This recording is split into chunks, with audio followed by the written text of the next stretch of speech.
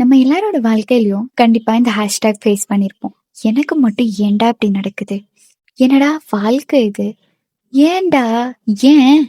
ஆனா இதுக்கு பின்னாடி என்னைக்காவது காரணம் இருக்கான்னு யோசிச்சிருக்கீங்களா? ஆனா காரணம் மட்டும் இல்லைங்க, தியரியே இருக்கு. ஆமா. Cognitive load theory. அதாவது இங்க ஹீரோ, வில்லன் 2மே நம்ம மூளை தான். நம்ம என்னைக்காவது ரொம்ப நல்லது பண்ணி மனநிறைவோட இருக்கும்போது ஒரு மைண்ட் வாய்ஸ் வரும். "இப்ப என்ன பெருசா நல்லது பண்ணிட்ட நீ?" அப்படின்னு. இதே நமக்கு ஏதாவது கில்ட்ல இருக்கும்போதோ, இல்ல ஏதாவது ஃபீல் பண்ணிட்டு இருக்கும்போது, அப்பயும் ஒரு மைண்ட் வாய்ஸ் வரும். "சரி விடு, இது எல்லாரும் பண்றது தான்" அப்படின்னு. இப்ப இதுல எதுடா உண்மை? அப்படிதான் இருக்கும். ஆனா, அதுதான் John Sweller, "working memory is severely limited. Instruction should be design to reduce unnecessary cognitive load."